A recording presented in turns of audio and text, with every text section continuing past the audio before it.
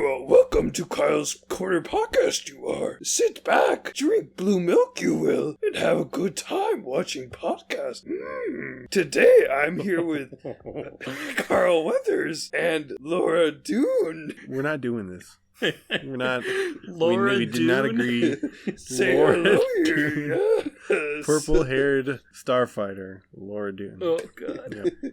She's alive still. She's not dead yet. She didn't kamikaze into the That's true. Star Destroyers yet. I wonder if we could ever see that great character everyone loved in The Last Jedi reappear. Nick, not on this episode of Kyle's Core Podcast. Today we're talking about Season 2 of The Mandalorian. We're talking about our questions, our points that we have for the whole season, second season, that's what I meant, and things we would like to talk about just in general, about Season 2 as a whole. Yeah, I'm excited. I'm ready for it.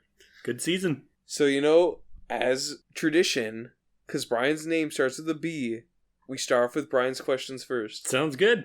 I guess we should say we all thought up some questions or topics we want to discuss, so we're gonna go around in a circle and talk about them, and I'll go first. Well, yeah, I totally came up with a lot of questions. Yep, Kyle's got a whole Brian, list for you. prepared, That's sure. why Kyle's going to go last, because you want his questions to really stick the landing. Yeah. Just Yeah. really find Wait, what Nick, it is your about name's after mine, good though. prep. You're last, Nick. I start with the K. I'm middle. Anyway. Okay, Brian. Just do it, Brian. So, Just kick I her wanted to off. start this one off the same way we started off with the last one, which is, what was your favorite episode of the season? But I also want to ask, does that change your favorite episode of the show? Oh. Better than our... I guess I can go first. My personal favorite of the show was the second to last one, the 15th episode, The Believer with Bill Burr. I just thought all the action was really on point. It looked great. The dialogue was like Tarantino level, where they're like discussing things and it's getting intense and all that stuff. Loved it. I thought that was a great episode. That's a good pick. I think Bill Burr was a real spotlight on that one. Yeah. And so my favorite episode of season 1 was the second episode. And I think the second episode is still my favorite. Both of my favorite episodes of each season were directed by Rick Famuyiwa. I need to learn to pronounce his name. But he's great. I like him. I think he can do Star Wars. You just think he can, Brian? I think he can. You know he can. I would say that my favorite episode is probably the last one. It's the one that made me feel the most emotion. I'd say it also had one of the best action scenes so far, with just the general taking over of the Interceptor starship. Is it Star Destroyer Interceptor? I don't know what it's called. But the cruiser that Moff Gideon is on. And I'd say just the ending, it made me tear up. It almost made me cry, seeing little Grogu, as he's now formally called, leave Mandalorian's arms. And my favorite episode from season 1 was probably the ending too. I really like the humor aspects of Taika White. I can't say his name. Of Taika's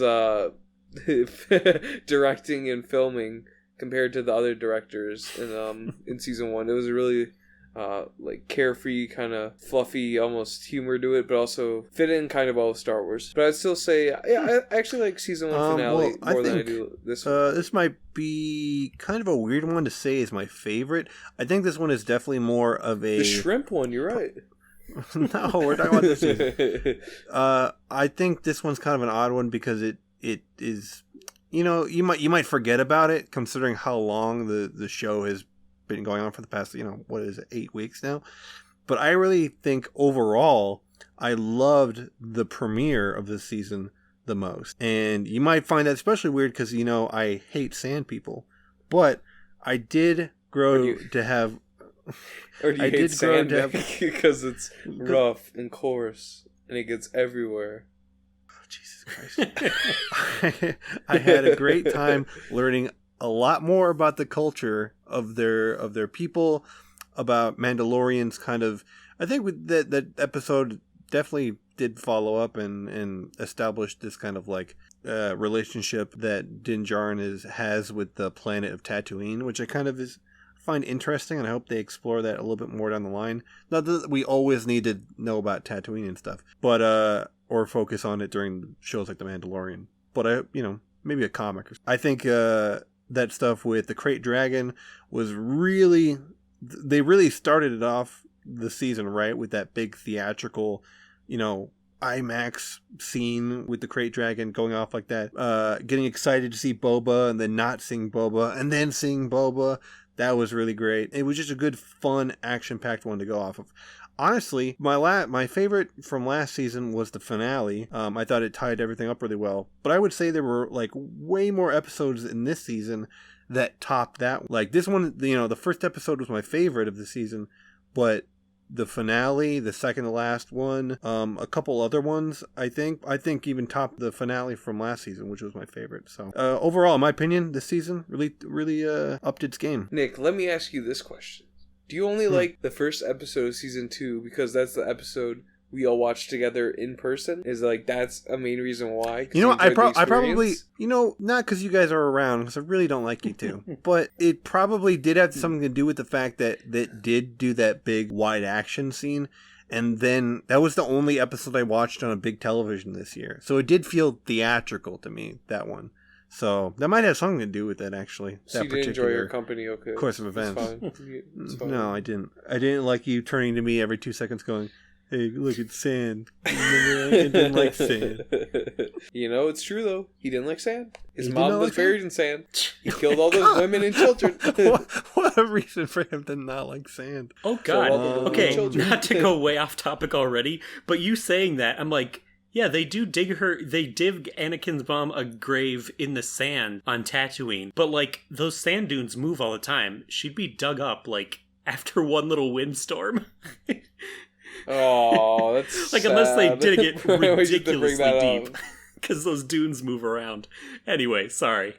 Maybe she used maybe Anakin used the Force and pushed her way down like the lightsabers. Oh, that's stupid. All right, well, yeah, we don't need to touch on the sequels trilogy. Just okay, Nick. It's great first starter to the podcast, Brian. My question. Your question. I have like an assortment of like little notes, so this is a small note, but I've really been enjoying the Razor Crest this season. I liked the trials and tribulations it got up to. Do you mean the pile of ashes? What are you talking about, the Razor Crest? Well, that only happened in episode 6, so we had 6 episodes up until that point. It's funny how the start of this season, or nothing happened to the episode 2, The Passenger. Things went crazy for it. Episode 3, it barely got to that water planet, and then it got patched together all crappily. Episode 4, Triumphant Return, comes in and saves the day. And, we had like that 4-episode arc of being like, oh wow, the Razor Crest, it went through its ups and downs, but now it's back. Episode 5 didn't really have any real player, but I was happy to see it back in its form. Then to get blown up to smithereens, complete ash, like Kyle said. It really did feel like if there was one character who died this season, it was the Razor Crest, and it was really sad to see her go. And we don't have any. The Mandalorian has a big Imperial ship now. But that's not his. He's not going to fly around that. It's like flying a cop car as a kid. Flying a cop car as a kid. It's interesting you bring that up. I agree. I do like having seen the Razor Crest go through all these different changes and stuff. My complaints were that some of them were a bit over the top. Like, it still bothers me that Spider stepped on the canopy, like the bubble of the cockpit, completely making holes in it. Right. And then it's like, how did he fix that to get back into space? He has to make it airtight. How did he fix the glass? Glass putty with glass putty, I Brian, guess. Of course. And then Mandalorian's prepared for everything. And then, same as season 1, it bothers me just how fast they're able to fix it. Well, wouldn't it be boring if you watch them fix I episode? get it. I get that it's for story purposes, but I'm like, man, they can just patch this thing up in minutes. It's good to go. The Mando and the Ugnaught took at least a full cup, maybe 2 or 3 days. The other guys did it in the time of a siege. Yeah, they seriously. Were 2 guys, and they just put it together in one whole episode. It took half an episode to do it. Small point, but I wanted to get through because we took a little bit of time to get our first question good out. Point. But, good point. Kyle, do you have anything do you have anything? No, the Razor Crest died. Boo-hoo, it's a ship. No, we were saying, do you have anything as in your next question?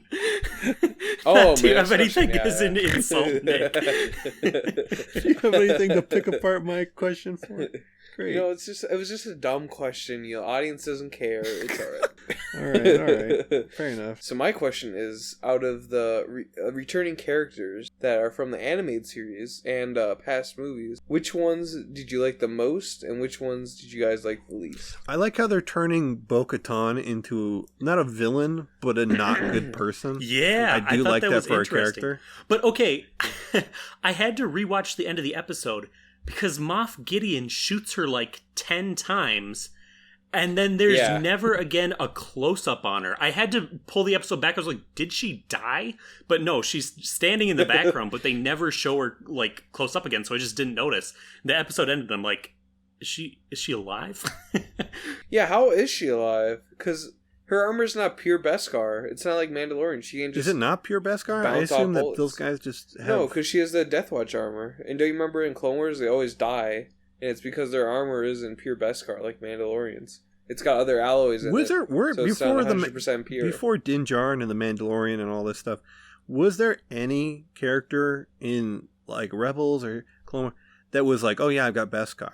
Or was Beskar introduced in Mandalorian to then? So it was introduced in the books like before Clone Wars even. Sure. No. But like the actual shows, where you've seen a character with it. In Rebels, they talk about a weapon is built that specifically seeks out Beskar, so they can just like set it up and it like laser zaps any Beskar and burns whoever's inside of it. So but there was no character with armor. There was no character with armor of Beskar, right? Like there was no, oh yeah, I've got Beskar armor and it's really pure. Yeah, no. So I mean, they all the Mandalorians have Beskar in their armor, but there's no there's none pure, like the Mandalorian here where they're like, yeah, 100% Beskar. So Din's armor is a big deal in the world of Mandalorian. Okay, fair enough. Yeah, it's a big deal in the whole world of Star Wars. Yeah, very, very true.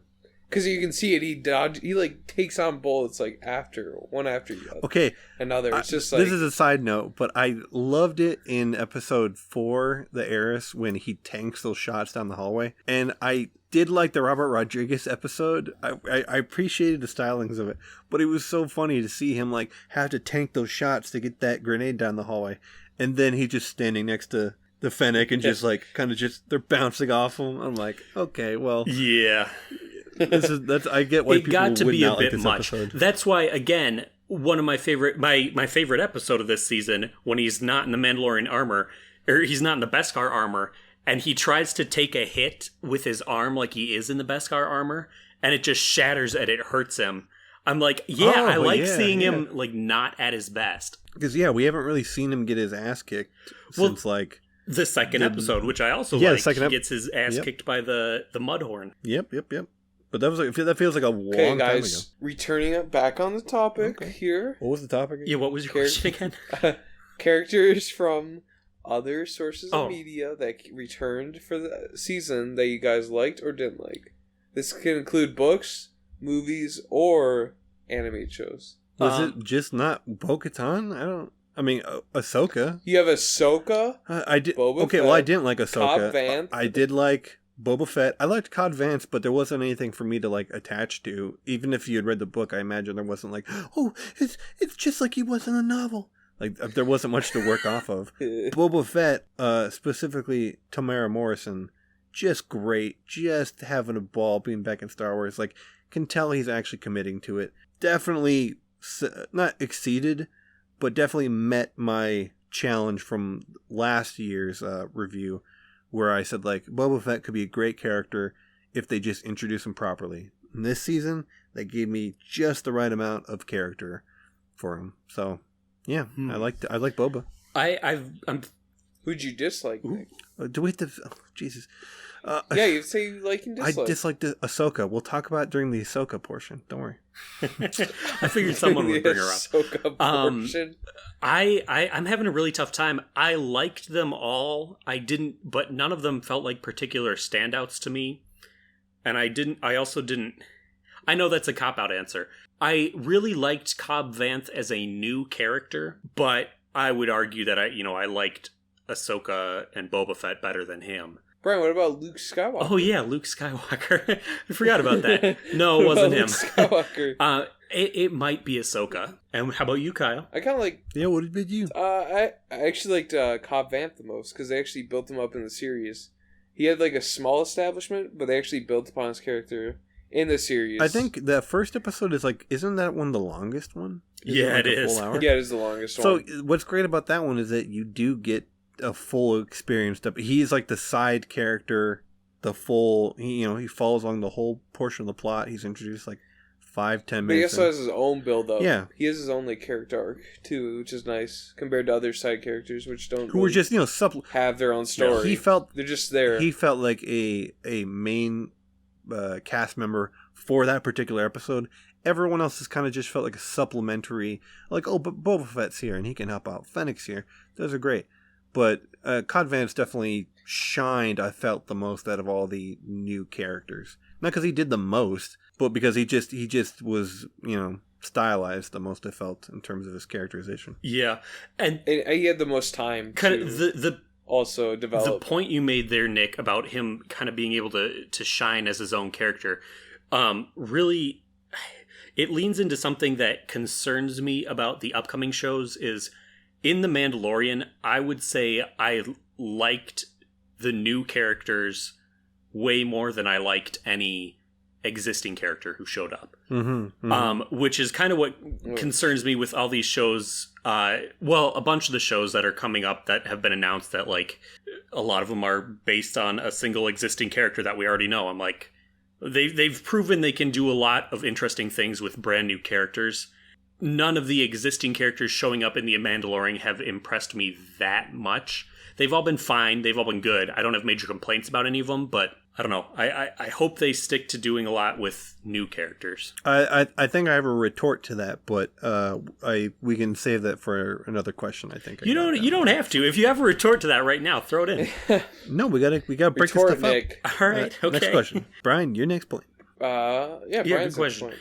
Good question, Kyle. Yeah, good question. So let's see, which one of these do I want to do here? So we were just talking about Cobb Vanth, and the one is it Vanth? I thought it was Vance. No, Vanth. It's not Vance from Vance Vanth. Refrigeration. Vanth. And this kind of goes beyond The Mandalorian, but I think the Cobb Vanth episode really summed it up well. Is canon. So there are a lot of small contradictions between what was set up with the Cobb Vanth character and what was shown in this episode, in his flashbacks and in how he acted. And personally, I'm not against that. They did what they did to tell a good story in this episode of television, which in my opinion trumps any book. But yeah, I guess I'm happy that Lucasfilm seems to be softening a bit on their hardcore canon stance. And I'm glad that they're willing to kind of make exceptions to things that have been set up to tell a good story in bigger mediums, I guess. I'm a big stickler for the timeline stuff because I like knowing that stuff. I do agree that it is a smart decision for them as a company overall to just kind of say, yeah, you know what, it happens around this period, or this character was kind of similar. Like, just using the books as, like, supplemental material more than anything else. Yeah. And you're right. I think live action is something that needs to trump out anything else. Yeah. I think they did a good job of pulling someone from the books, but not being too beholden to it. I don't know. Mm-hmm. I liked that. Yeah. Well, Brian, wasn't Cobb Vanth story in the book told through someone else to someone else? Like a story told to someone else? If I remember correctly. Unreliable narrator. That might be it. I think it was just in that Aftermath book, in between like the main story, in between each chapter, they would have like a short story. So I know it was one of those short stories, but I guess I don't know if it was told through somebody else's eyes. Because that was someone like telling a story about how they saw Mandalorian. Or something like around that lines. Because I read the books, I just don't remember. Yeah, it's been a while. What the story was exactly. But I do think it's good to retcon some stuff from the books. That's not like actually that you're not actually able to show or do or that doesn't make much sense. I think they should have the ability to do that with the TV shows and movies. Yeah. Or the other way around, too. Even if, like, the movies don't make sense, just retcon some things and then put it in the book to expand upon it, or expand upon the things that don't make sense to make it make sense. Speaking of making sense... no, yeah, I think you made a good point, if it makes sense. Yes. I think you made a good point. If it makes sense. Yeah. Well, then they retconned season 7, right? Yeah, that's true. They did something similar. There's flashbacks in the Ahsoka books to season 7 of the Clone Wars, and then... Yeah, but it's definitely not the same. It's... Because Rex's helmet's supposed to be next to her. Yeah, it's... And it's supposed to be on Mandalore. It's really and the lightsaber color's different. Yeah, that was the biggest thing, in my opinion, was the lightsaber too. colors. But, yeah, similar thing where it's like, well, it's maybe 80% accurate, but they changed it for the medium that it's being told in. Solid question there, Brian, or statement. Well, thank you, Kyle. You know what? I'd like to talk about 2 episodes I thought were kind of controversial this season for different reasons, but they were kind of one of my favorites, and I feel like they should not have been disparaged to the degree that they were. So episode 2, The Passenger. First of all, I could see people getting mad about this if that crazy Ridley lady was in it a lot more than she was. I was totally... I felt she served the exact amount of part that she needed to in the story. She seemed just like a goofy character from last season. We liked making fun of it for what it was, but her appearance was, more or less, just moving the plot along. And people really seem to not like this egg thing, this stupid debate about whether Baby Yoda was malicious in his intent to eat unfertilized eggs. Like, just a source of protein. It's bad that he's eating them, but it does not mean that he was out to eat, children of some sort. It that made no sense to me. It played great for the next episode because they got to show, oh, he's learning a little bit more about life. He's, slapping his little hand in the bowl with the little lizard guy. That was great. That was a great payoff for his character, and he learned a little bit more. I just thought it was a funny bit. Yeah. I mean, it was a funny bit. They played it for jokes at the end. Yeah, he just keeps slurping the balls. In my opinion, the most negativity I've heard towards that episode is people saying that it's filler. And right. So the rest of the episode, I think, is really good. Yeah, that's the thing. It is the most filler-y of the season, I would say. The most side quest, but absolutely. I still really enjoyed it. I thought that was a great episode. I'd say it's probably the worst of the whole season, in my opinion. No, for all the episodes. Yeah, which one's worse, Nick? Can you think of a worse episode? The Ahsoka one. The Ahsoka one is really boring. I personally think that big Boba Fett action scene one is worse, but yeah, we'll get on that later. Why Brian hates that one so much. I probably hate the Ahsoka one more than Brian hates the Boba Fett one. And I get why Brian doesn't like that one. I totally agree with him. In that if you're not into it, you're not into it. I had a very particular taste about that episode, and Rodriguez's style. I had a greater. Okay, Nick. Next episode, next controversy. Let's go. And the second one was episode 6. Actually, was the Boba Fett one. I liked this one because it felt like a kid playing in a sandbox with like, okay, I've got Boba Fett here, and I've got the sniper on the rock, and she's gonna kick the rock, and it's gonna plow through the things. And I just liked the, not every great episode is supposed to be action packed or bring back an old character. That's not what makes a good episode for any show anywhere. But I liked this one because it felt like things were, had been in a kind of a snail's pace. Maybe it's because the Ahsoka one was right before this, and I was like, oh yay, we're breaking out of that snail's pace I didn't like. But now, and Boba Fett got to come back, and I was excited to see Tamara Morrison, and Fennec was back, and I like her. I like this creed they established with her. May not have liked the Dark Troopers' initial debut, but everything else about that episode I thought was really good. Okay. Do you want me to get into why I disliked that episode right now, or do you want that to be my next point? You can be your next point, but is it Okay. just? I'm curious if it's just going to be, it's shot weirdly. Nick, you'll just figure that out. Next point. Next Brian's Okay, note. Kyle's the host, and he doesn't want me to get into it. If we're getting into it, we're getting on a full note, not just partway in between. Nick, is that the end of your note? Your Yeah, I'm waiting note? for your note. My second one is all about the Dark Trooper. Do people love him? Hate him? What's going on? So in my opinion, I think they're really misused. Especially in episode 6 and the final. They literally did like nothing. They weren't that big of a threat. No one got hurt or injured by them at all. I did like the lore aspect that where they said like, what's the cloning guy was like, these Dark Troopers don't contain humans anymore, they're full droids. Because in Legends, if you guys don't know, Dark Troopers were old clones that were augmented to become these Dark Troopers so they could be reused again, and they basically sent on like death missions and stuff like that, and they would die really quickly because of the augmentations and because they're aging so rapidly. Mm-hmm.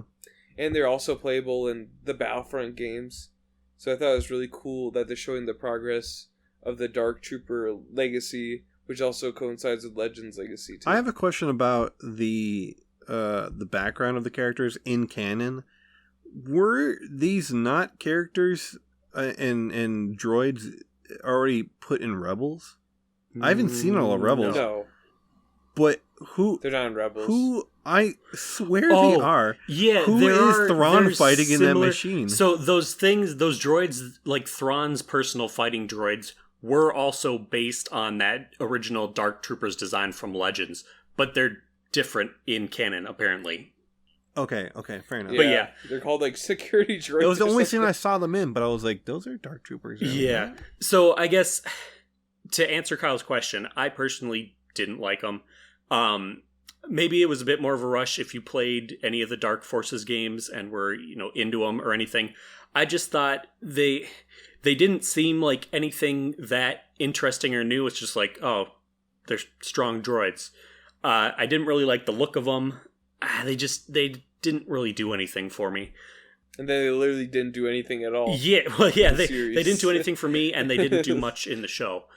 This is a note that I brought up a few weeks ago, is that I do think that troopers in general, like if it's like, oh, it's a Sith trooper, oh, it's a Death trooper, that stuff does not work on me at any degree. I'm never excited to see troopers because troopers, their roots are in the Empire, and the Empire troops stink for the very most part. Yeah. Unless you're a sharpshooter like Mayfeld, you're nothing worth bringing up. And yeah, they kind of ruined that. They just overuse troops at this point. They just keep bringing new ones in, saying they're better and stronger. so them and then they just them go dropping worse in and worse. them dropping in the 6th episode to just take the baby away was not a utilization of their use, because all that means is the Empire just needed somebody with jetpacks.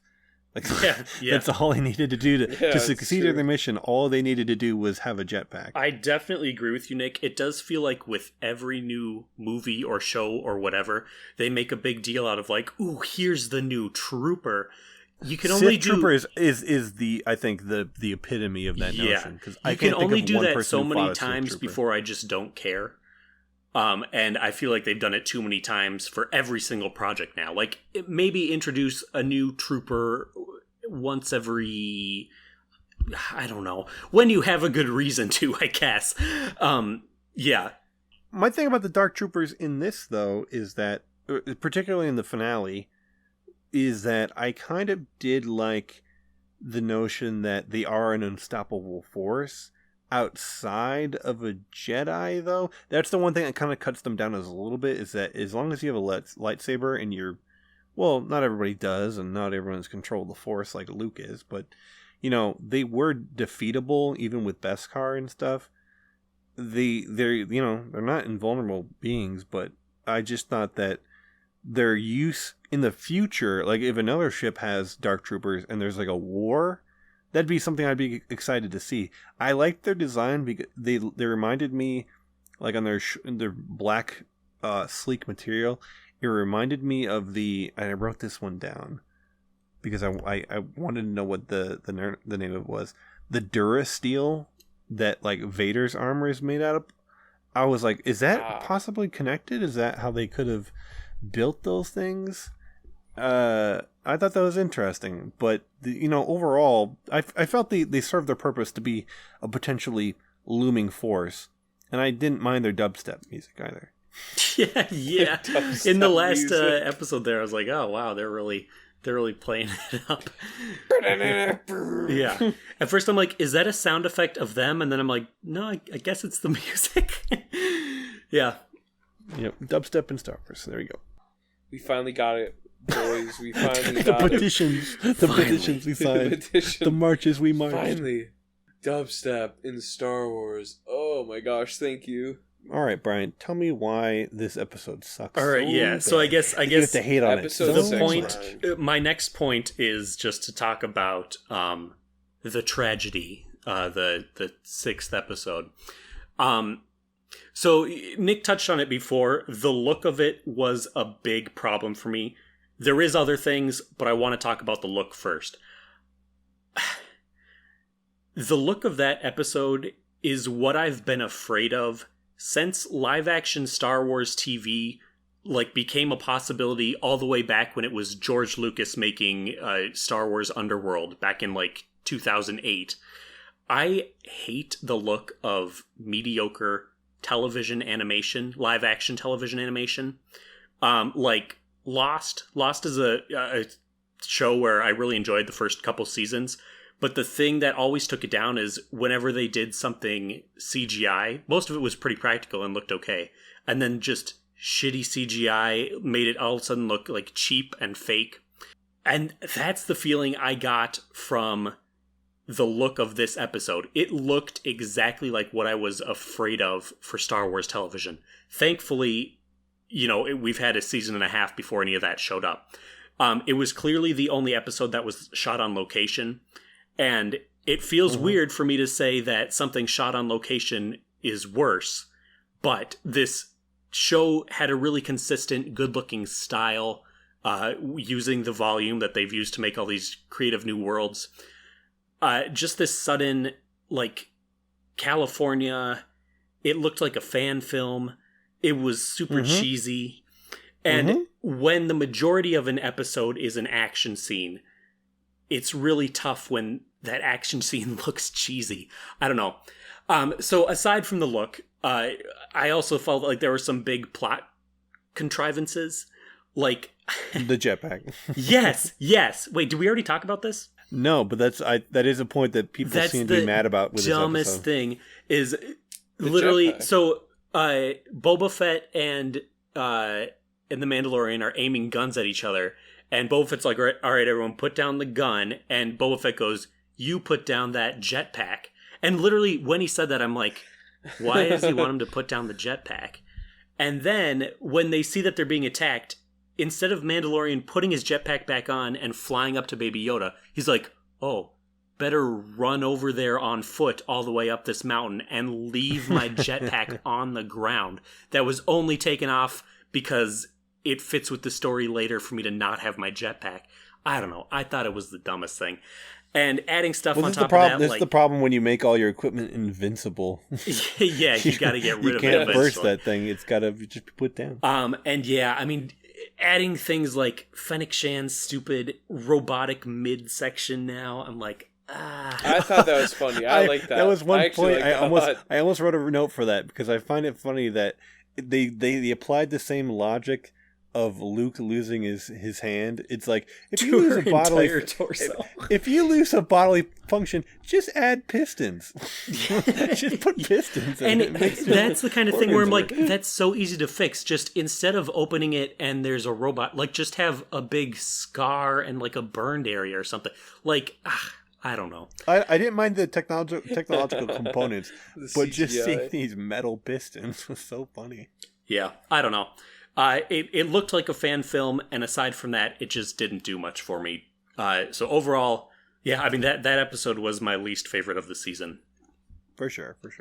I, just on the flip side, saw everything Brian saw. I don't disagree with anything he says, but I just appreciated the filmmaker, because what I know about Robert Rodriguez is that he just makes things the way he wants to make them. He is the quintessential filmmaker's filmmaker, like from the ground, using what budget you have, filming on location. I appreciated that all of those elements could be brought into a main stage production like Star Wars, where we got to see all these different, like, it'd be so cool is if she pushed the rock down and we had a running across the rocks and jumping into all these dangerous situations, and she jumps off and she 360 no scopes the guy jumping down. Like, I appreciated that I could see his direction and the stylings and the flair that I've seen in a lot of his other films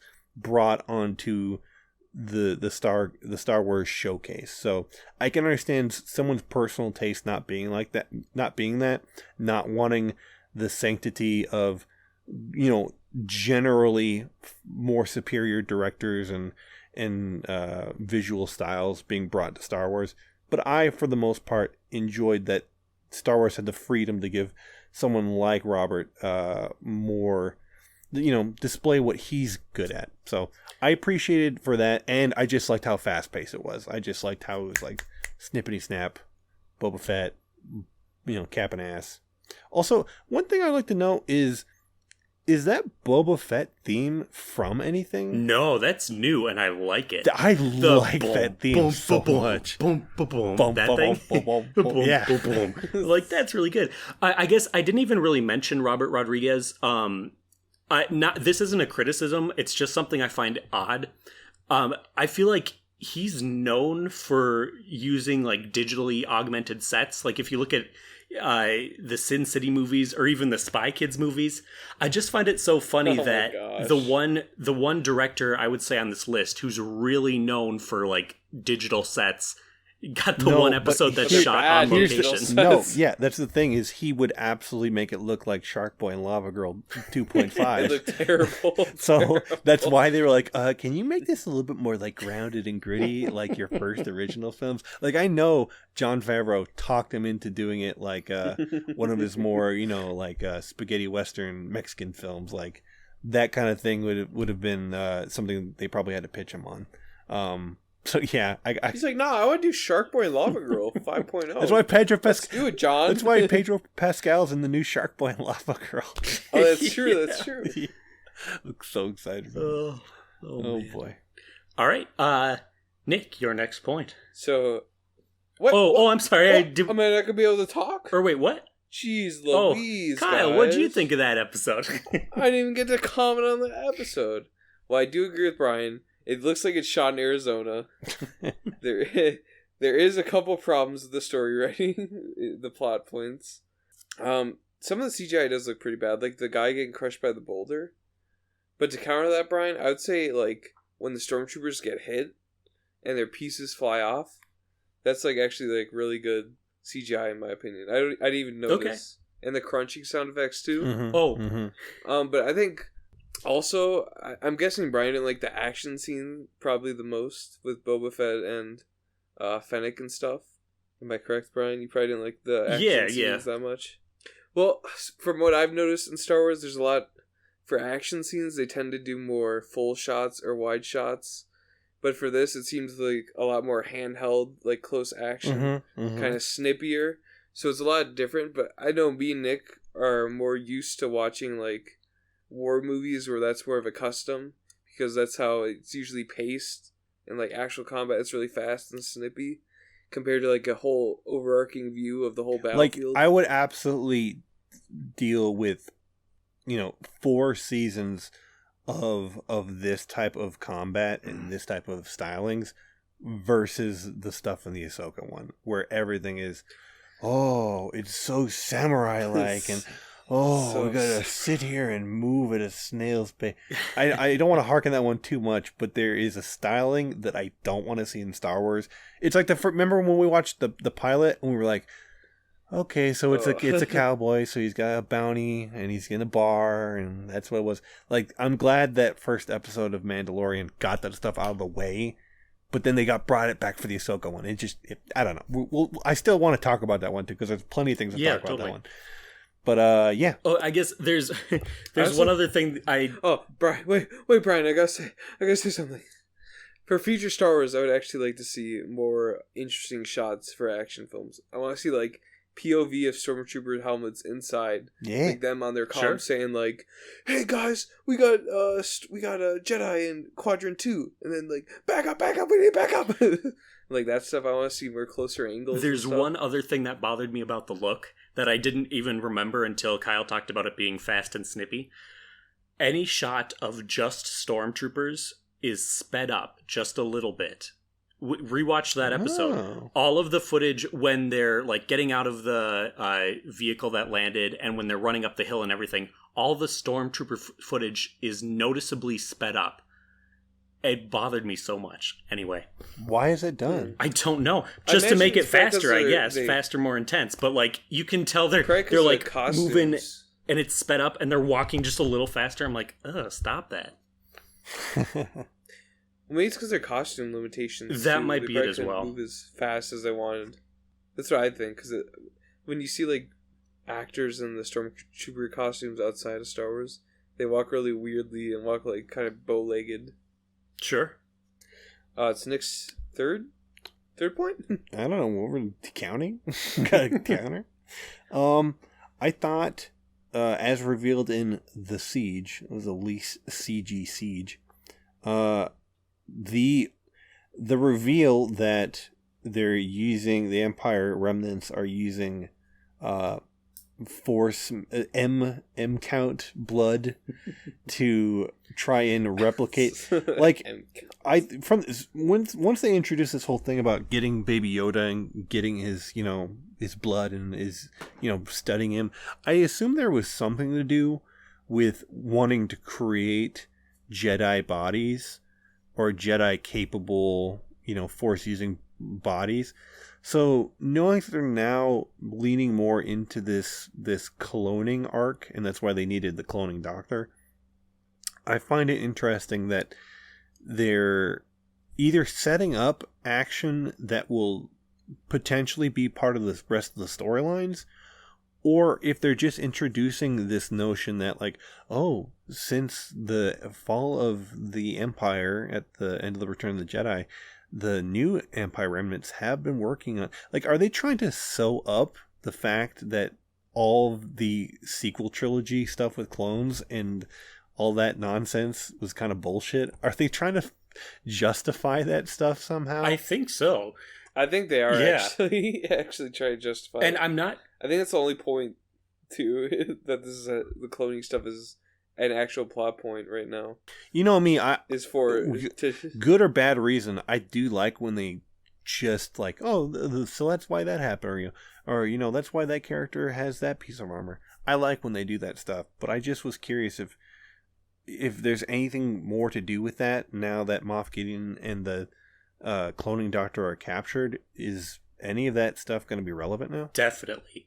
Because Baby Yoda's gone, but remember when, in this final episode, when the Mandalorian and Moff Gideon are in the cell with Baby Yoda, Gideon says, I have everything I need from him. I've extracted enough blood. So that's still out there doing something. Out there? Okay. I just assumed everything was on that chip and whatever they're going to do with that chip. Nope. He probably sent it somewhere. I mean, if Cara Dune has, full control of it, that'd be crazy if the rest of the Rangers or the New Republic was just all about the cloning stuff. Like, it's just like, oh, we have all this new information and DNA. What is the Empire up to? That would be just interesting. Secret missions like that. Yeah, what else would they really do with the Rangers? They're just patrolling the galaxy. Okay, this is really off topic. But since we're talking about cloning and Snoke and all that stuff, I was thinking the other day, it would have been an insane opening to The Rise of Skywalker if instead of Kylo Ren just walking around and seeing a bunch of Snokes in a cloning tank, I think he should have been walking into that, giant with all the statues and the big monastery and everything, and a half-formed Snoke clone should have been, like, crawling across the ground towards him, like, spazzing out, and Kylo Ren just freaks out because he thought he killed Snoke, and now here he is, like, a weird, dismembered Snoke crawling across the floor.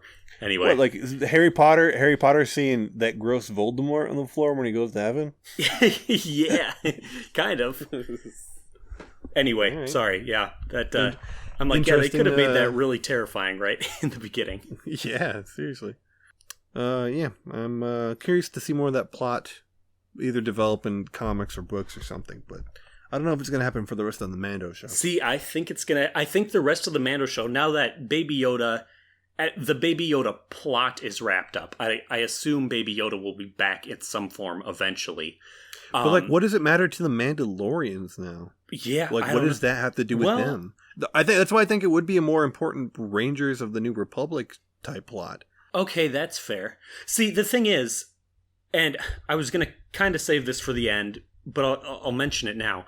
We don't know if there's going to be a season 3 of The Mandalorian, or if it's going to be Rangers, there absolutely Ahsoka, is Boba going to Fett. be. I absolutely believe it's going to be the Boba Fett was a last minute addition. I know we said we were going to talk about this at the very end, but we will.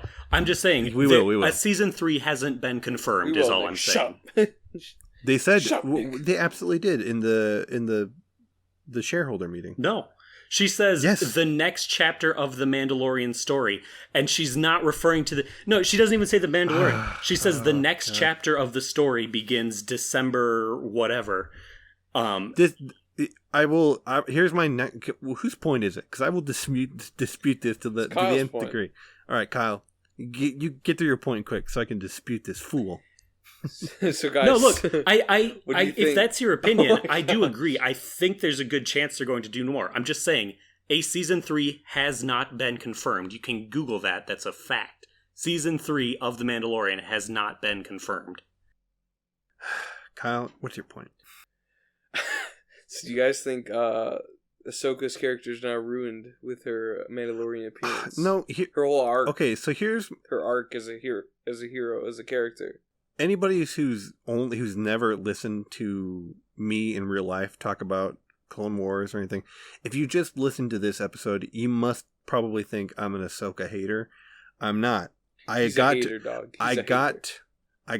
to easily avoid all the things that people don't like about Ahsoka, thanks to my good friend Mr. Brian over there.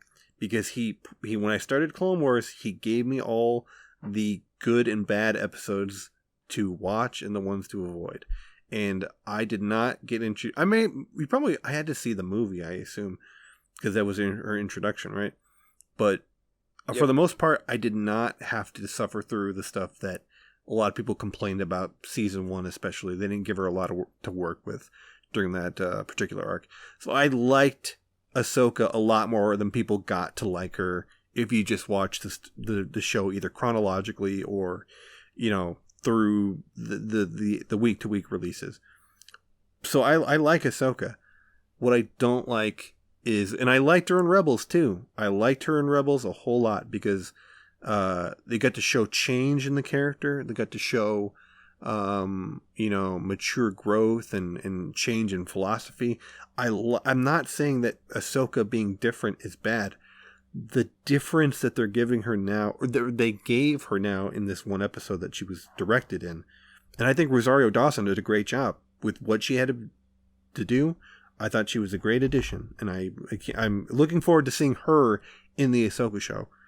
I just didn't like the direction that they're giving this character of being way too stoic-y now, way too... let me reflect greatly upon the things that I know so much about Jedi, and I am so good at my job at being wise. That's the vibe she gives off now. But I think she was better off in this episode than she was in Rebels. I think you mentioned when we were chatting about this earlier, a couple weeks ago, right after the episode came out, that you thought Ahsoka seemed holier than thou in this episode, which I thought was like a great That's a great term for it. In Rebels, she is so like stoic and mystical and like, ooh, what's going on with me? I'm weird. I guess because I only have seen with her storyline officially, I've only seen up until that Vader confrontation. She still seemed Ahsoka for the most part. Changed a little bit differently, and I may be looking at it through rose-tinted glasses from whenever I watched Rebels, but I did enjoy her in that. But you found her to be too stoic-y. Yeah, I did not like Ahsoka in Rebels. Gotcha. I liked the idea of her being there. I liked some of the character beats they gave her and stuff, but I thought she wasn't like in Clone Wars. I think she is the most relatable character. Absolutely. And then in Rebels, she is the least relatable character. See, to me, in this one, she did not seem like a person. She did not seem like a character that has to deal with trials and tribulations. She seems like the person who delivers trials and tribulations. Like, she's an overseer of everything that's happening. And I was like, just not about that. It's interesting. I don't disagree, but I didn't dislike it. I just don't know what she struggled with in this episode. She seemed to own the entire city. She needed some guy to help her out. And you know what's funny is that the magistrate character, that character seemed like a Rebels villain. Like, I could imagine there was some like not imperial type, but like warlordy type individual that had, mystical artifacts and it's like bonsai area and stuff. I was like, oh, this character seems to fit an Ahsoka type villain. So also that character's supposed to be from Dathomir. Yeah, I don't know what that is. That was only confirmed by like the makeup person or the hairstyle person or something. Right. Who was like, oh yeah, I styled her look after Dathomir. She's a Dathomir. I'm like, okay. We'll see. No, we'll see. I don't know. No. If she had been I forget, are they actually called Dathomirans? They're called Knights. Well, yeah. But like, no, if you're a part of the Witches Guild, sure, you might be, but or is I thought they're the only women on Dathomir. Or the Night Brothers. Sisters. Night Brothers. No, Night Brothers and Night Sisters are the only like races on Dathomir. Well, that's as far as we know, because they only when they ever visited Dathomir, they only went to the Witches' Coven. So, there could be other civilizations on Dathomir. My point is that it's funny for them to give this one random character, like, oh yeah, she's from Dathomir. Like, yeah, I don't think so. Anyway, that's an aside.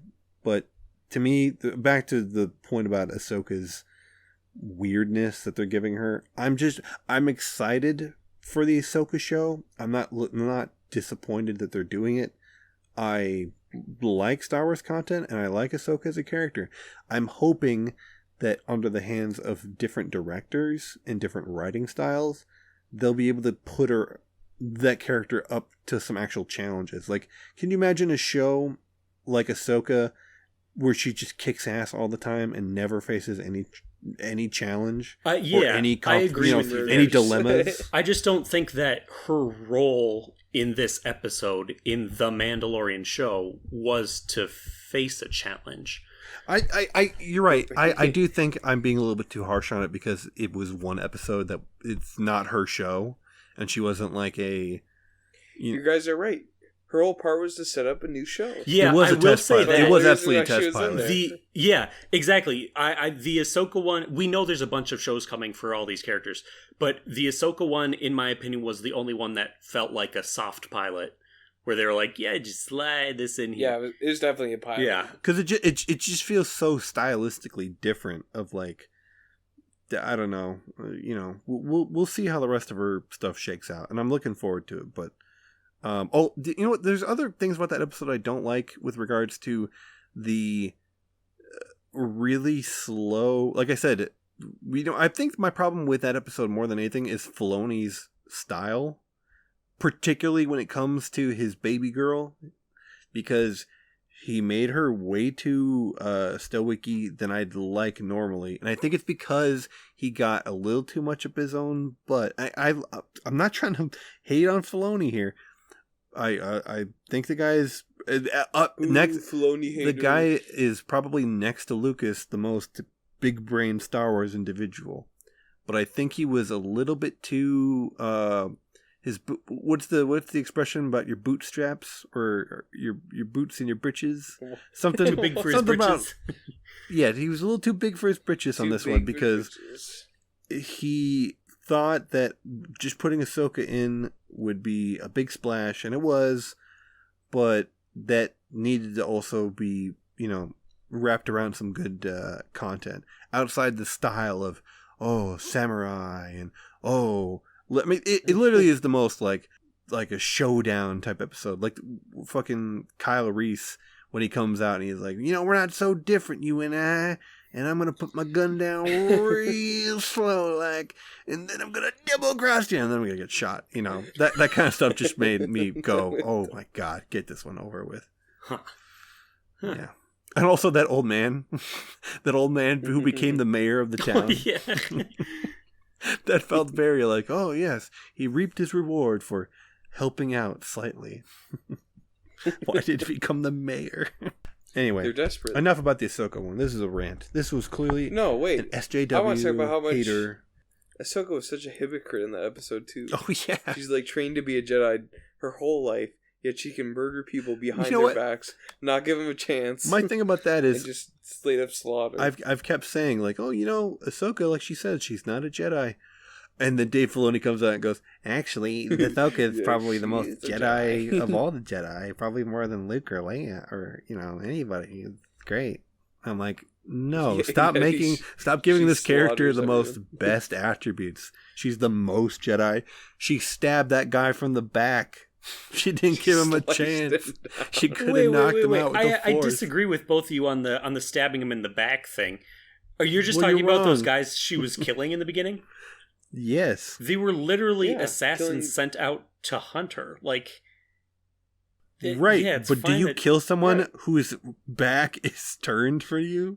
When they're literally out hunting you down? Yeah. No. Well, I mean, Brian, but then that's different from the Clone Wars, because Obi-Wan literally scolds Anakin for killing time and time again. Yeah. What is she? Okay, there's hunters sent out to hunt you. What is she going to do? Sorry, Brian. You go ahead. There's hunters sent out to hunt her down specifically. What is she going to do to them? Take their gun and spank them on the butt and send them on their way? Right, exactly. That's my point. That's the contradiction there, is that I totally agree with that sentiment. If I was in that position, what am I going to do? I'm going to kill these bad guys. I'm not going to feel bad about it. But for them to then stipulate that Ahsoka is the most Jedi, a Jedi would not That's just act in a that random manner. quote during That's an my interview. Point. That's agree to disagree. Brian. Agree to disagree, Brian. Literally, all the combat techniques for Jedi are used to dismember and dishand people. Yeah. Not dismember, like, you know what I'm saying? Like, disarm. To take down their guard, disarm. Literally, disarm people. Right. Every style of Jedi. She gave that guy no chance to surrender. Yeah, no opportunity. She gave that murdering assassin no chance to surrender. Who did he murder? She's a murdering Jedi. Yeah. Yeah, because they attacked her first. Is there any proof? It just shows them in the wood defending themselves. Yeah, it seems like they were running away. It seems like this monster running away. started murdering everybody. And so, like, that quote about her being a Jedi came from people were going, well, why are they bringing Baby Yoda to Ahsoka? She says I'm not a Jedi in Rebels. And Dave Filoni was like, well, yeah, but she was trained as a Jedi. In this world where the Jedi don't exist anymore, she's one of the most Jedi things around. Like, it's fine. She was a Jedi. She knows about the Jedi. It makes sense for the Mandalorian to see her as a Jedi. She's one of the most Jedi people who's still around. Like, I don't see that as a contradiction. If that was the quote and that's what he was referring to, then that's all fine and dandy. But it doesn't stop her from having murdered that guy. Yes. That guy deserved to be murdered. Well, Brian, right, how Dave come she Filoni. gave the guy later on the episode a chance to drop his weapon and run? Which guy? By your statement.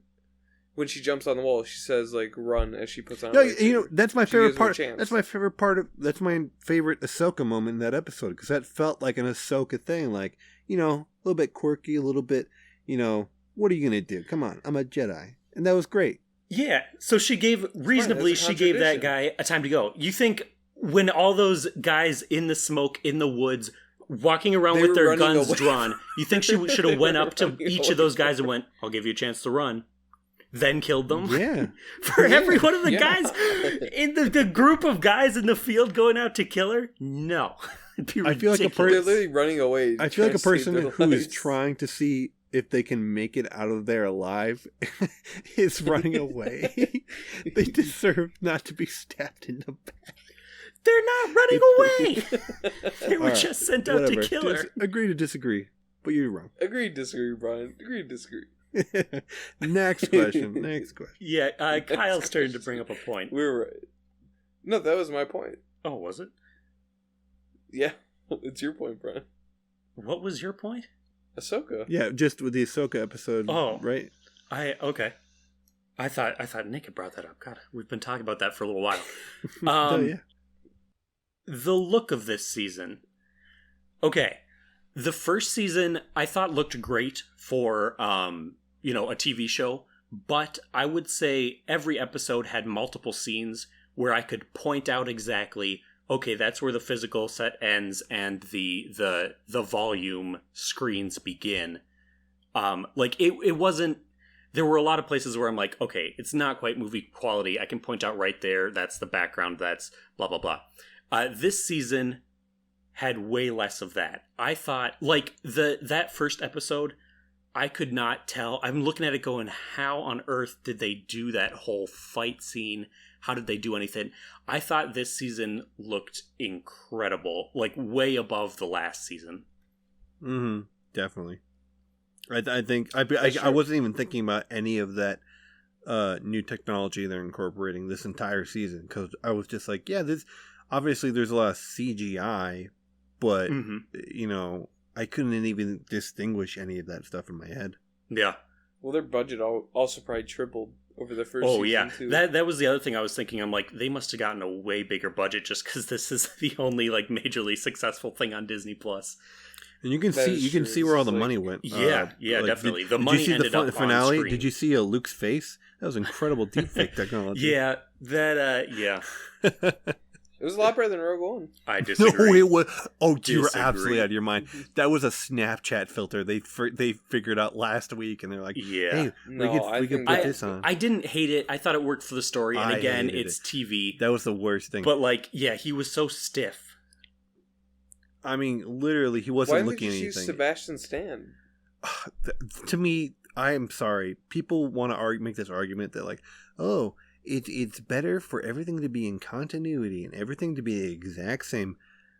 It's like when people argue that the reason Darth Vader and Obi-Wan's fight in A New Hope is really, it's so different because it's meant to be more integral to where their characters are at. I'm like, no, it's because Alec Guinness was an old man. David Prowse couldn't see in his suit, and the choreography, they had no budget for anything to be dynamic, and there wasn't technology back then. They didn't know what movies were back then. That movie made what movies are today. So for them to, what was I talking about? The Luke Skywalker questionable. Yeah, right. So Sebastian Stan, an actor like Sebastian Stan being brought in to play you can still bring Mark Hamill to do the voice, and that's who it was. It sounded a little weird, though. It did sound a little bit, I thought it was like the Battlefront 2 guy or something. Oh, yeah, but I don't know. I don't know why this insistence on everything's got to be exactly the details it was back in 1970. We should also probably explain what a deepfake is. No, we shouldn't. People are watching this show. They better know it. I'm all for recasting. Just are you actually going to explain what a deepfake is? I'm going to explain it, Brian. If you don't know, Google it. What if they don't know it? I'm all for recasting. I thought they should have recast Leia in Rise of Skywalker. But I don't know about Sebastian Stan specifically. I'm more okay with the CGI for something like this that is literally a cameo, and for Leia in Rogue One. But also, I don't like the argument that this is a TV show and thus it doesn't have the budget. They literally are the biggest monopoly corporation combined with the biggest movies. Franchise in the universe. There are people online who, by tomorrow, will have created a far better version of the deepfake technology. And I don't know if it's because they said, like, let's do a scene where, I don't know when filming ended, but that literally is a Snapchat filter. Luke does not know where he's looking. He's like, "Are you Baby Yoda?" And he's looking at Bo-Katan.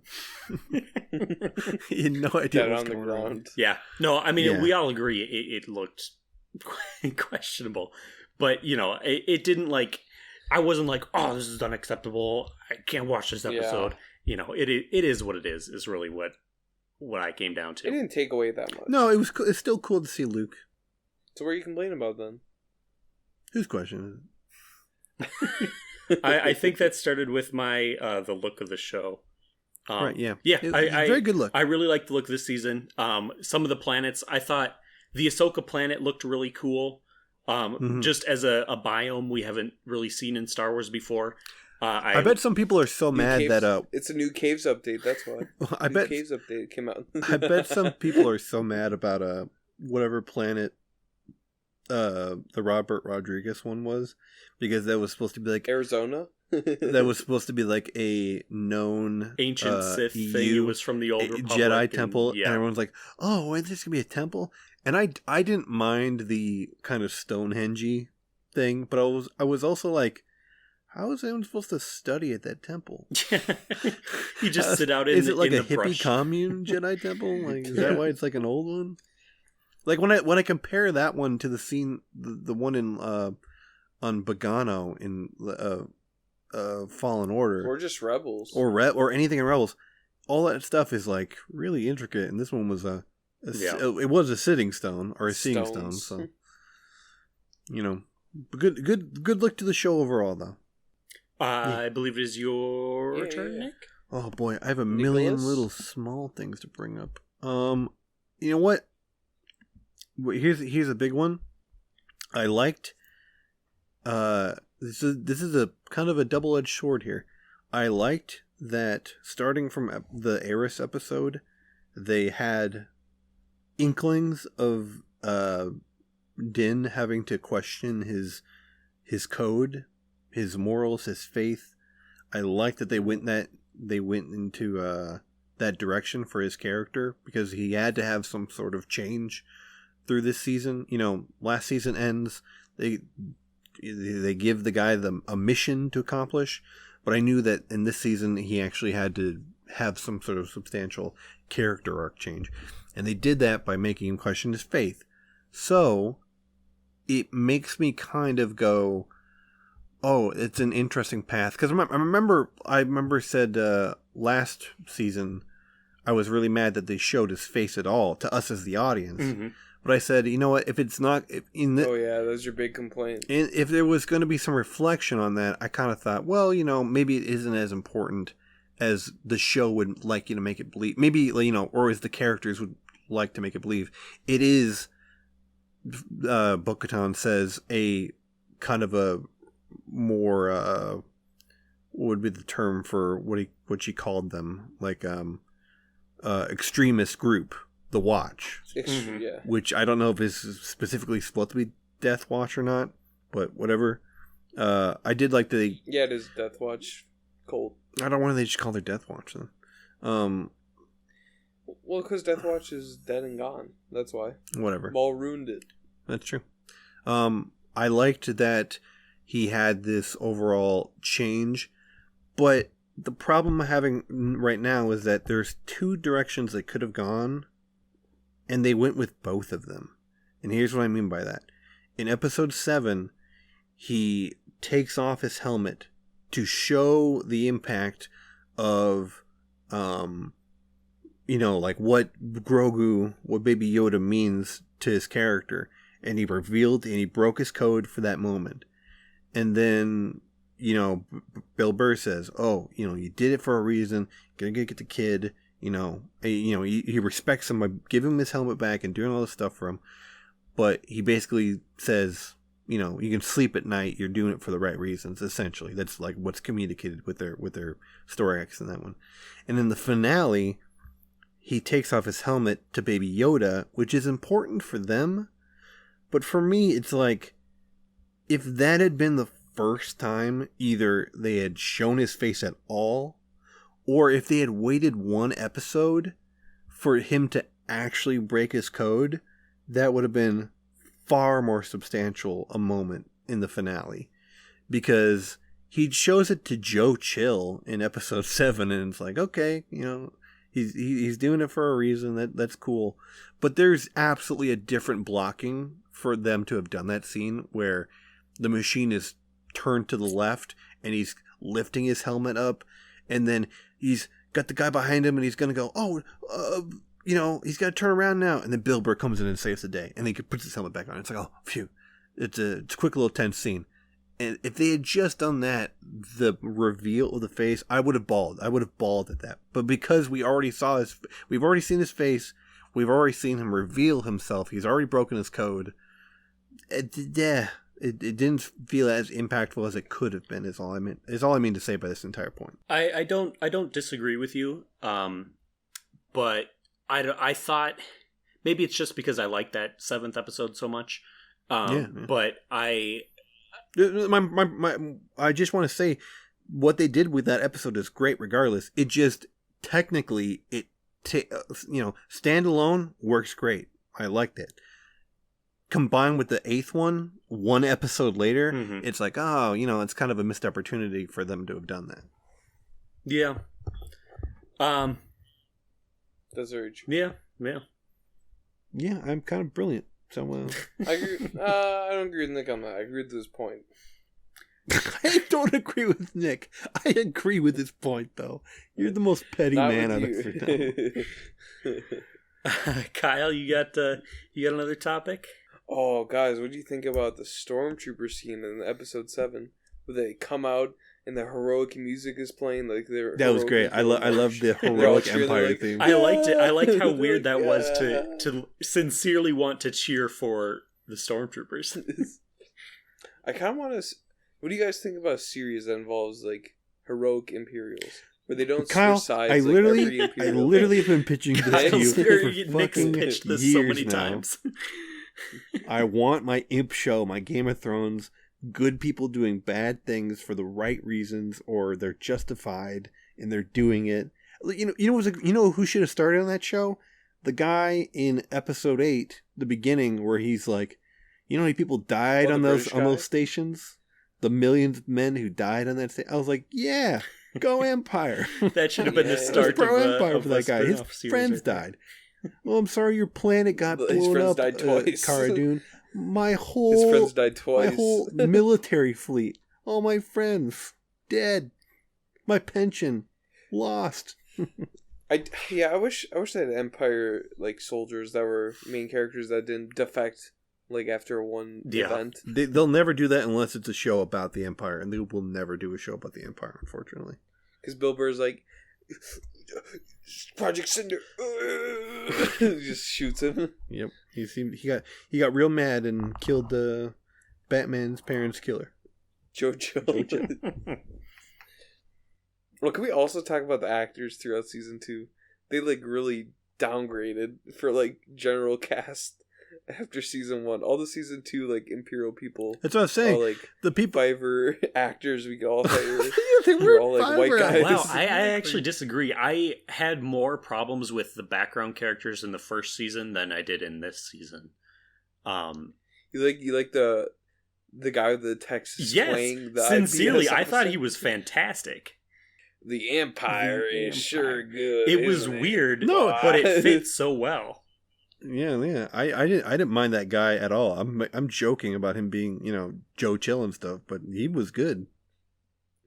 What about all the secondary characters, Nick? You like all those Imperial pilots? They're like, no, sir, please don't shoot me. Oh, please do not. What, Matt Lanter from last season? No, all the ones from. I was joking, Kyle. The one with Bo-Katan.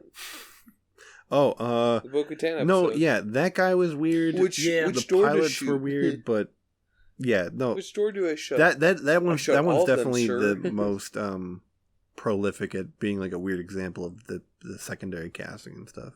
But whatever. I just want like British Imperial officers and stuff. I want that high like assumed authority, like that high command. Well, after the Empire fell, they'll take whoever they can get. Some non-Brits have to. All their British supplies are gone.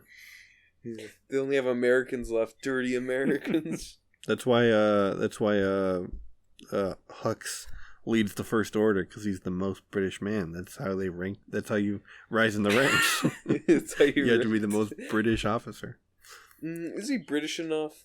Top rank. He says, baby. "First Order." First Order. that was my point. All right. Was that your point?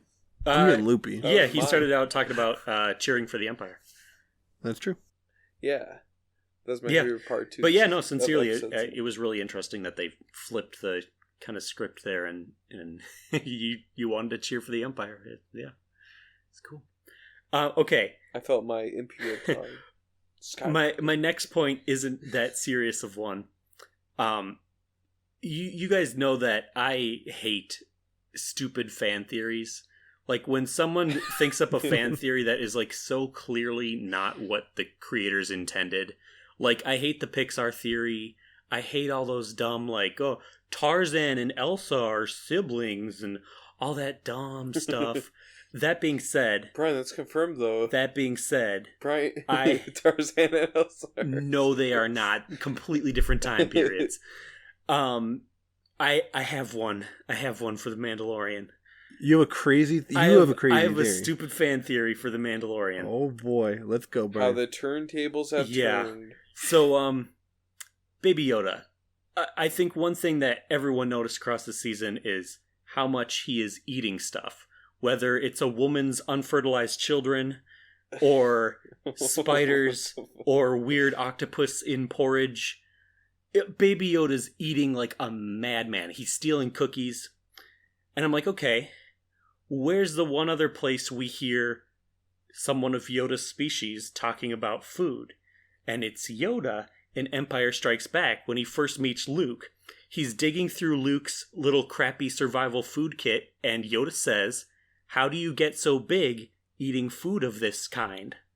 So, my theory is, Yoda's species only ages when they eat the proper food. And that's why Baby Yoda's been starved this entire time he hasn't been in the Jedi Temple. He's eaten like crazy trying to mature. That's my theory. I don't know how to respond to that. My thing about that is I almost am willing to believe that, because as stupid as it sounds, because I still don't understand if Baby Yoda's like 50 and he's like, mentally, not mentally, but emotionally, he's like a child that can't develop. My theory that I've developed out of this show so far is that the Yoda species, their issue is language skills. Like, Baby Yoda's 50 and he still can't use any proper language. And that's Yoda's issue too, is that he still can't communicate in proper sentence format. So that's what I've gotten out of this entire show. I'm learning all these new species. But I'm almost willing to believe that, because they say Yoda was a Jedi Master, or, by the time he was like 200. And I'm like, he went from a toddler to a master pretty quick, yeah. Exactly. So that's my thing, is like, maybe he just ate really early on. He ate the right food.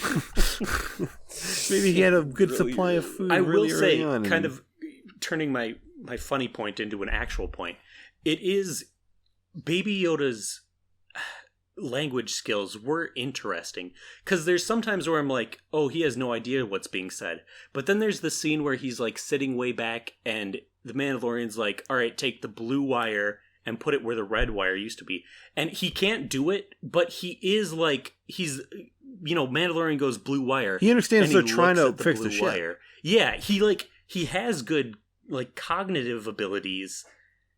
he's just not quite there. I don't know. I was impressed by how much he understood things this season. Mm-hmm. He seemed less like a flailing, hopeless baby like he did at some points in the first season. Mm-hmm. Mm-hmm. He's also trying to talk. He's trying to speak in season 2 too, to the Mandalorian. Yeah. What? He had some communication. Yeah, he tried to. Well, better than everything in any Jedi category, Ahsoka Tano was able to communicate with the reading his mind. Yeah, so that was there was a bit communication much. that way. I'm not. Yeah, that's true. I wasn't against that, them being able to read each other's mind all that much. No, I was just joking. Yeah, no, yeah, okay. But to defend it, I don't give a shit. My point. If we can move on to my point. Yes, sir. I am done. I think we've brought this up a couple times already, but I think the music in this show it's some of the best Star Wars music in a long, long time. I legitimately got teary-eyed based on the new Luke theme in the finale. I don't know if that's been introduced anywhere. I liked that one. I liked Boba Fett's theme was great. The triumphant element of the Mandalorian, like da, da, da, da, Mm-hmm. like the times where that really blared. The Empire's new like the raising tension music. That is fantastic. Just props to the music on this this particular season. What's his name? Ludwig Göransson. Like Ludwig. Was it Ludwig Göransson? Ludwig. But yeah, I completely agree with you. I don't know if I would accept this music in a movie, but I think it fits this show and the style of this show perfectly. Well, that's the problem, is that movie scores are a little bit more long form. They tend to be like 1.5, 2.5 minutes for like a particular theme, whereas these ones are more like just catchy stingers. You're like, yeah, it's like claiming the Wonder Woman theme is like that. Like that is a movie score, but really you just get pumped for that one part. That's you a just really get good pumped for that comparison, really, actually. Yeah. Yeah, no, I completely agree. It's they made a really good choice, and he's consistently pumped out great music. I don't know. Did Ahsoka have a theme though? This they season? actually they used just at one point they used Ahsoka's theme from the Clone Wars. Oh, okay. Yeah. Interesting. I couldn't remember if she had like a brand new theme or if it was introduced or something. I don't know. She may have, but I don't know it. I guess. I don't know. Just the music, particularly, especially in the final episode, like that last 10 minutes, just great overall. Okay, so I think Kyle, you're out of questions, right? Yeah, let's just do a rapid fire now between you two. That sounds good. Great idea. Interesting questions coming up. Brian? Yeah. Your first battle. My first rapid fire one, Peyton Reed. I've always thought he's so good at action and having action that drives the story. The only thing I knew him for before this was Ant-Man, and I think Ant-Man has some of the most interesting action in the MCU. But I was also like, all right, maybe that's a fluke because Ant-Man, the idea of growing and shrinking is naturally interesting to me. But no, his episode 2 of this season confirmed my thoughts about him, where the action was so intense, even though that episode didn't have that much story to it. The action was so intense, that opening scene where Mandalorian's driving the speeder and they're setting up the trap in front of him had me on the edge of my seat. It was man, I forgot about that. That's a good one. That's a good so scene. good. I love the way he directs really action specifically. Yeah, I think he's a good combination because Ant-Man is probably one of my sleeper hit favorites of the MCU. Specifically the first one. The second one is I get when people complain about being just a standalone little throwaway one. But I love the uniqueness and creativity he puts into it, style-wise and directing, to heighten the action. I think he gets a really bad rap because of Ant-Man, because of Edgar Wright leaving that project. Everyone just goes, oh, they got this other guy, he's not going to do as good of a job. And so this ugly stigma has stuck with him for some reason. So I'm glad he's been able to showcase his talent. And if people weren't happy with episode 2, which I really was happy with it, I liked the amount of story we got. It definitely is the most side questy one, but I can forgive that because last season there were all these side quest episodes that were standalone. Every side quest one in this one, at least even fits episode the 2, story. Was pushing the story forward. Yeah. Absolutely. So, and then the finale was top notch as far as I'm concerned. Top notch, man. Nick, your next point. Oh, my ping pong one. Din Djarin not knowing about the Force, I think I can reconcile that because people were questioning like, how can he say that if he doesn't know what the Jedi are? If that is just something the New Republic or the Resistance has said for a long time, and he knows to say that, that makes sense to me. I can submit to that. That was going to be my next point as well. I completely agree. I equate it to us saying goodbye. Like, nobody knows that means God be with you. That's what goodbye is. I equate it to something like that, where like he knows, oh, may the Force be with you is a thing that people say. But, like, yeah, he sees Baby Yoda using powers, and he has no idea that that's what the Force is. I think it's totally justifiable. I don't understand why people were freaking out about it. Yep. Yeah.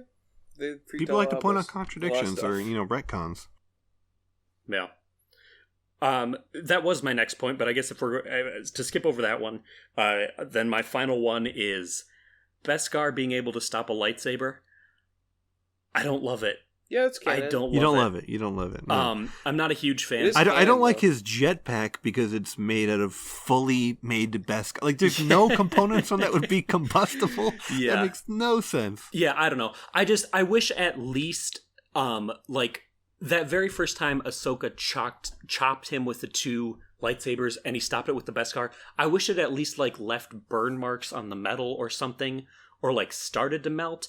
And I was happy in this finale episode we saw a little of that when the Beskar's spear is fighting the lightsaber and they're holding it against each other for a long time. The Beskar started to, like, heat up and stuff, but yeah. But at the same time, does that mean that will never cut through? Here's another thing that I think is a problem with lightsabers is the consistency of what metals it wants to cut through. In episode 1, they're trying to cut down the steel blast doors, and that is like that was probably the big moment in the thing where it's like, and I was like, oh wow, what a physical element of a lightsaber, not being able to cut through that stuff. Whereas in episode 9, Rey cuts a starship in half in one clean swipe like it's butter. Yeah. And Luke even cutting through these really strong robots that are supposedly made out of the same thing his father's armor was made out of, that he deflected off of and then cut all the way through. He's just chopping through those guys like, they're made out of bricks, but Nick, it's just how it be. It's how it be. I don't know. I feel like the consistency of what lightsabers want to cut through is sometimes an odd one too. Yeah. So I guess that was my last point. So Nick, if you've got a couple you want to rattle off. I got a couple things I'll rattle off real quick. Bryce Dallas Howard, I don't want her around anymore. Not because I didn't like the episode she directed, but I just don't want her to have Star Wars, of all things, to be the place that she can hone her craft. She's done like 2 like indie films, and I'm like, or documentaries, and I'm like, why does she? If she was not Ron Howard's daughter, this would not be an issue. This would not be a situation where she would be directing this stuff. And it, like I said, this episode was far better than and to be fair, last season she did get a crappy script, but she did not turn that crappy script into anything that was noteworthy or anything. And this one could have been better. Wasn't bad. See, definitely not bad. I don't know. I could give or take her. I don't care if she's around or not. But I thought the directing, despite really not liking the script of that first episode she did in season 1, I thought the directing was actually pretty decent, particularly in like the montage training scenes and stuff like that. A couple of the action scenes. You know what my problem is that the directions that she gives I don't think she knows how to work with actors. I think particularly if they're inexperienced people. Like, as pointed out in the first one, there's no reason that planet should be full of terrible actors. That's fair. But yeah, anyway, I really liked her episode in this season. Yeah. I'm also not a fan. I just think there is a. She just needs to learn. There's a great director sitting inside of Bryce Dallas Howard, and it just needs to be unlocked with a little bit more experience. And I just don't want I don't want Star Wars of all places to be the place she has to, get her, bite her chops, or I'm terrible with expressions. I think she might also only follow the script and not really direct by herself.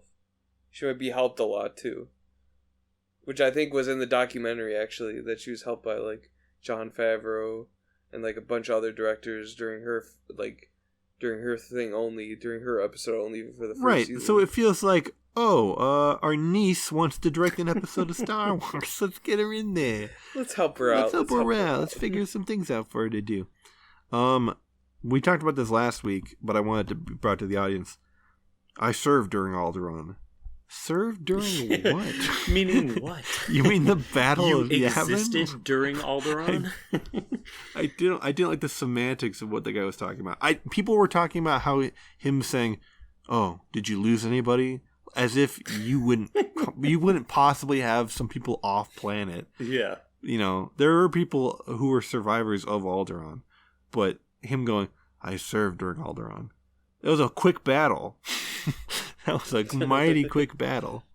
The jetpack this season, I thought, was utilized the right amount. Minus that written-in excuse in episode 14, I thought his utilization, overall, because I had a problem with him mid-season, it being a end-all, be-all, or being used at the right or wrong time.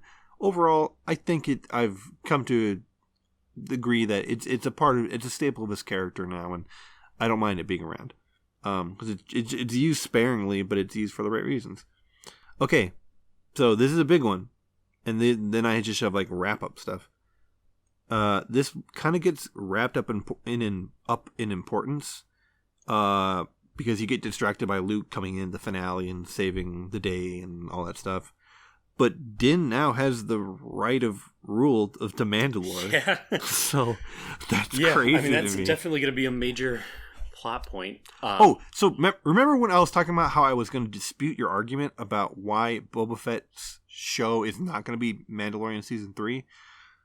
And you can say maybe you aren't exactly thinking this, but the way I thought you were saying it is, Boba Fett's going to be the main show, or it's going to be Mandalorian season 3, and they're not going to focus on Din's thing anymore. No. Because, okay, so how do you pitch it? Because the reason I say that's not possible is because we have this civil war to go down now. This whole potential route of who's going to be the right of Mandalore. We actually are going to see Mandalore in season 3. I'm guaranteeing it now. Yeah, no, I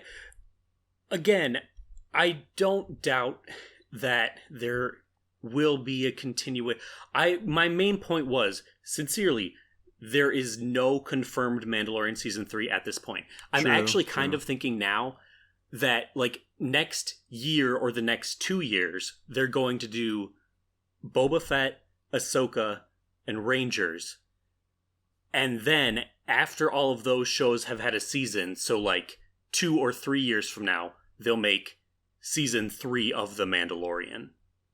Almost like how Marvel did their Netflix shows, where they the shows had individual seasons, and then season 3 of Daredevil wasn't until 2 or 3 years after season 2 of Daredevil. True, but this big grand finale they're talking about, this big story epic conclusion, I assume that's going to be the Defenders all coming in. So I thought they might include Mandalore, Boba Fett, whatever he gets up to, Ahsoka, and the Rangers. I thought that would lead up to a Thrawn event or something. Maybe. Maybe it's related. I really don't know what they're going to do with that. I don't know who's going to be in the Rangers show. I assume that could be a Cara Dune-led show. They could also do brand new characters and have it supplemented by Captain whatever the guy who says I served in Alderaan. That faker, Oh, that honor stealer, that valor thief. Nah, come on. He served during Alderaan, the Great War of Alderaan. Also, I'm really glad that they're most likely going to deal with Mandalorian Civil War, all that stuff. Him probably coming to face the Forager and having to face consequences for taking his helmet off and like being shunned by his fam. Like there's routes to go down there. Yeah. And I mean, I would say all of that would appear in a season 3 after, and I even think Thrawn will be a part of that. In season 3 and 4 of Rebels, I believe Thrawn is a part of the whole Mandalore thing. So it's not ridiculous for him to end up back there again. Yeah, I don't know. That's true, but they need to bring Ezra back and stuff. Yeah. Which would be the hard part. You need to bring back Cal Kestis, Ezra Bridger, all these great characters. Yeah. Also, I'm so glad this show, like, as much as we are not harping on, but how Bo-Katan is being led down this, like, kind of, not dark path, but this kind of, like, she's not completely in the right for her reasons for doing. She wants to claim her stuff and she wants to rule the planet, and it feels power hungry, and that's what I kind of like about it. Yeah. Is that she's not completely on the right, but I do like that she was not a complete idiot and just started attacking Din for the I'm glad they didn't do that right I'm away. glad we didn't have that moment. Yeah, and it is just so like Din is so not a leader. Like, no, at all. Yeah. He does not know what he's talking about. The dark saber lineage seems really dumb because, one, didn't Ezra and Satine just steal that from Maul? They never beat him for it. Yeah, that was kind of, well, and I'm trying to remember now, and I just rewatched season 3 of Rebels, or I guess it's the beginning of season 4. Nerd. Yeah, I know. They took it from his cave. Yeah, so there's that happens. So again, I guess they kind of defeat him, but not there. Anyway, I think Sabine has it, and she literally, Sabine has it, and she's like, I don't want to serve Mandalore, so she gives it to Bo-Katan.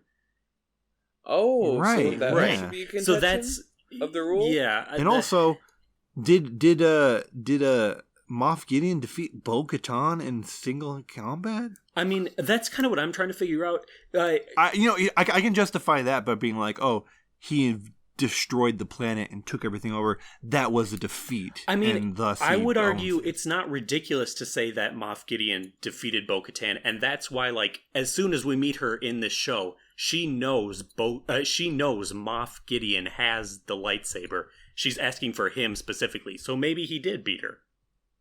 Fair enough. But that means that. But that does mean that Moff Gideon can beat Bo-Katan, and Din Djarin can beat Moff Gideon. Yeah, Din Djarin's better than Bo-Katan. I'm sorry. I don't know. If they do fight off, I don't think Bo-Katan's going to win. Yeah, interesting. Yeah, interesting stuff. I think that's gonna not wrap it up, but bring us to the final point. But then again, I guess I don't know. We already talked about Boba enough. Fuck it. I don't know. Yeah, no, I agree. We kind of. Are you excited for the show? Because my thing about it is based on the title. I wouldn't be like, oh, we should tell people what we're talking about here first. Wait, what? So you know what? I didn't hear anything because you were the audio cracked. Yeah, no, that's okay. So I think our final point is going to be talking about the post-credit scene of the final episode, which shows big Chungus Fortuna. Yeah, shows Boba Fett taking out Chungus Fortuna, and in theory becoming the new crime lord of Tatooine. And then there's an announcement that's an upcoming show called The Book of Boba Fett. Do you think it's just going to be stories about his life? Do you think they're going to reuse that season 7 Clone Wars episode that they didn't use? I hope so. That's kind of what I was thinking. I hope they do a ton of flashbacks and stuff. Use Daniel Logan, use the unused Boba Fett episodes from Daniel Logan. Yeah, exactly. There's no way they're not going to use him. Well, then again, how old is he? Yeah, he's like 30 now. He would have to be. He's like 30. Yeah, yeah. Right, so he can't really play Clone Wars but he can play a younger Boba Fett. Well, that's true. They can just retcon where he got that helmet mark, so that's fine with me. Yeah. That's true, yeah, they could do that. Or have him show how he escaped the Sarlacc pit. Show him how he got the armor? Yeah, there's all sorts of...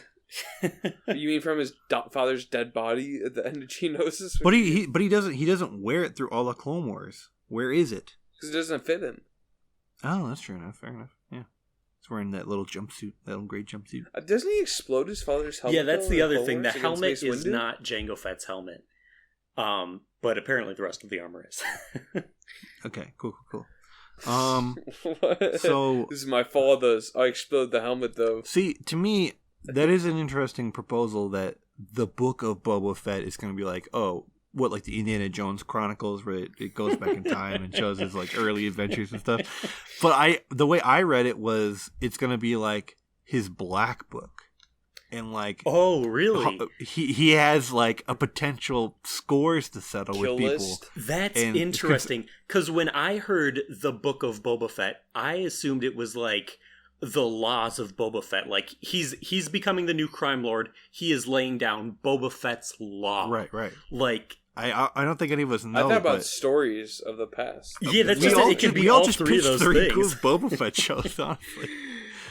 Yeah, that's interesting. I will say, because I was like, oh man, he could bring back Han Solo rematch. I will say, somehow. Dave Filoni talks a lot about words that shouldn't exist in Star Wars, and hearing the book of Boba Fett, I'm like, oh, do they have books? What's a book? Should be the data pad of Boba Fett. No. Oh, that was another thing I noticed in this finale is that is a funny thing about how I am about Godspeed Rebels, and Oh my gosh. gotta get that big ass door open, that big thick door. I hate that line so much. I love those words. I hate those words in Star Wars. But I'm noticing a lot more. They're really hammering up the swearing in Star Wars when it comes to made up Star Wars. Oh my swearing. god. I don't mind them making up new words, but they overused dank ferric Scuff. and Muff Scuffer. muff in the sludge pod or That sounds whatever. I'm like, inappropriate. all right. I don't mind them making them up, but they use them so frequently. It's like, okay, calm down. Yeah, no, that to me is like a part. But you know what? To me, I would far much rather Star Wars be cringy Star Wars than it to be cringy real life. Yep. Like big ass door. I agree. And Godspeed Rebels. I know those are my prime examples, but those bother me a whole lot. Mm-hmm. Especially since, we don't need to talk about Last Jedi at any point ever in our lives. It's not important. It's like calculus. It does not matter. Guys, so speaking of the end credit scenes, we're at the end credits of this fine dandy episode of The Mandalorian. Season 2 ending. Guys, thanks for watching. Come by, stop again. And of course, like and subscribe, and goodbye. Say goodbye, everyone. Goodbye, everyone. Say goodbye. Oh, bye. We love you. Don't be afraid. I'll see you again. I'm trying to think of whatever else he said in the finale. Godspeed, Rebels. Godspeed, Rebels. That's how we should close these ones. Godspeed, Rebels.